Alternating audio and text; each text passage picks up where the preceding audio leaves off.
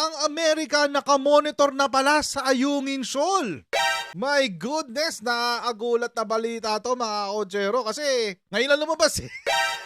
Ngayon lang lumabas yung balita tungkol dito. Apparently, meron daw US aircraft na nakamonitor nitong huling resupply mission sa BRP Sierra Madre. Ito yung balita kanina sa Remate. Remate naman to. Pentagon walang pahayag sa namataang US aircraft sa PH resupply mission sa BRP Sierra Madre.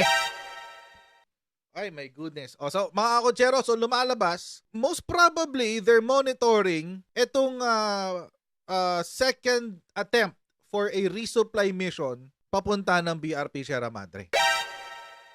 Di ba sinasabi nila na nakalusot yung dalawang bangka at nakapag-supply tayo ng maayos? Di kaya